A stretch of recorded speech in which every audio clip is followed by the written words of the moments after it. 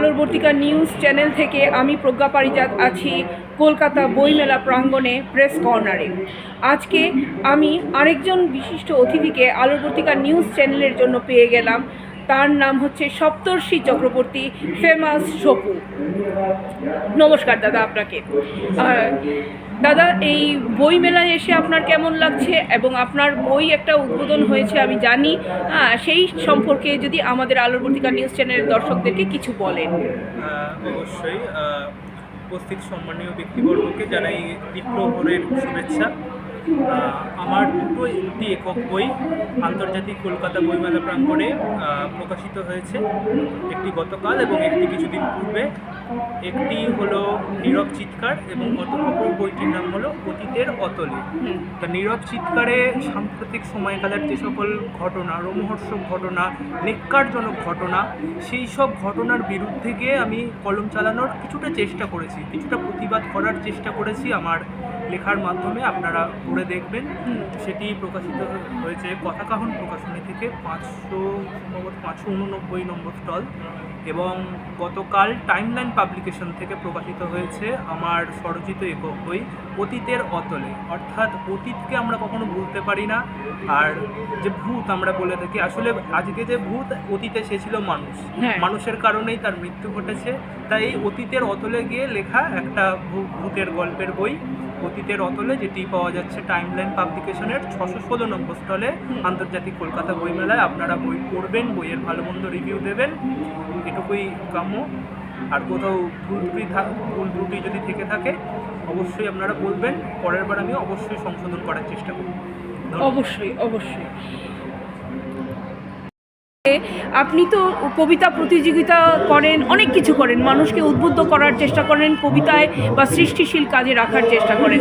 সেই মোটিভেশনটা আপনি কিভাবে পান? সেই মোটিভেশন অসম্ভব কাজ, অনেক মানে কষ্টসাধ্য কাজ করেন। কষ্টসাধ্য কাজ বলতে এই মোটিভেশন আমার মনে হয় বাংলার মাটিতে সবার আগে আমাদের দিয়ে গেছেন কাজী নজরুল ইসলাম, যার লেখা পড়ে মানে মনে আমাদের বিদ্রোহের চেতনা এসেছিল।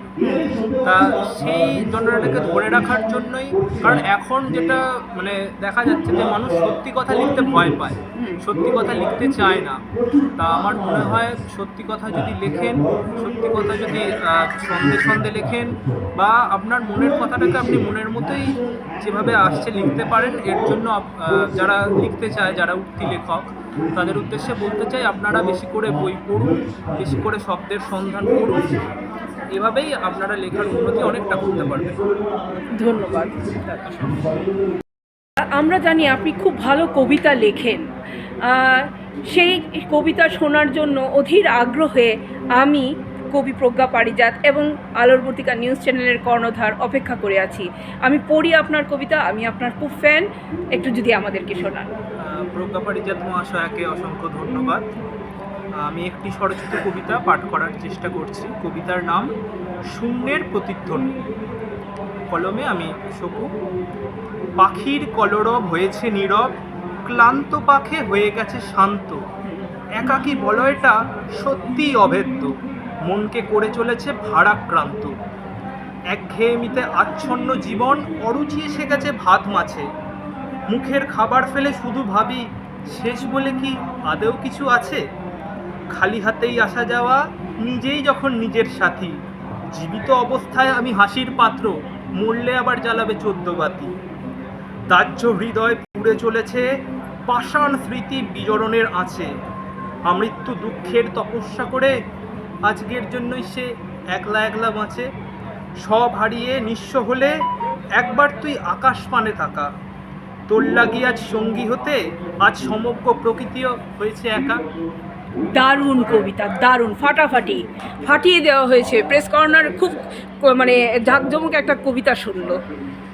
আরেকটা কবিতা হচ্ছে আমাদের অনেকেরই কি বলবো একটা টনিক, যে যখন আমরা খুব আনন্দের সময় বা দুঃখের সময় এক কাপ চা না হলে যেন ঠিক জমে না, ক্লান্তি দূর করতেও। তা সেই নিয়ে লেখা এক কাপ চা। মায়ার চক্রবুহে আবদ্ধ আমি, ছিলাম তোমার প্রয়োজনের প্রিয়জন। আজ তোমাকেই আমি ভুলতে চাই, তাই এক কাপ চায়ের খুব প্রয়োজন। শিক্ষিত ছেলেটা এখনো বেকার, হাসাহাসি শুরু করেছে আত্মীয় স্বজন। ওদের কথা আমি গায়েও মাখবো না, তবে এখন সেসব ভুলতে এক কাপ চায়ের খুব প্রয়োজন। বেকার ছেলেটাই করলে কারোর উপকার, মনে রাখবে তা ওদের কজন। ধুর, আমার এত কিছু ভেবে কি হবে, আমার এখন শুধু এক কাপ চায়ের প্রয়োজন। আবার যোগ্য চাকরিতেই যদি কোনোদিন ঘরে বেকারের লকার, মঞ্চে তুলে সম্মাননার করবে ওরাই আয়োজন। ওই ঈর্ষান্বিত সম্মাননা পরেও নেওয়া যাবে, তবে এখন এক কাপ চায়ের খুব প্রয়োজন। দারুণ সময়ের কবিতা, এত সুন্দর, মানে কেউ বলবে না ব্যঙ্গার্থক, কিন্তু আসলে এটা একটা সময়ের কবিতা। এইরকমই চলছে, কাউকে ভুলতেই আমাদের এক কাপ চায়েরই প্রয়োজন, আর কিচ্ছু লাগবে না ভুলতে। কারণ মানুষ এখন এমন জায়গায় গিয়ে পৌঁছে গেছে, মানে গিরগিটিও মানে হেরে যাচ্ছে মানুষের কাছে, লজ্জা পাচ্ছে। হ্যাঁ, ঠিক ঠিক। ধন্যবাদ দাদা আপনাকে। আরেকটা কথা আমার জানার ছিল,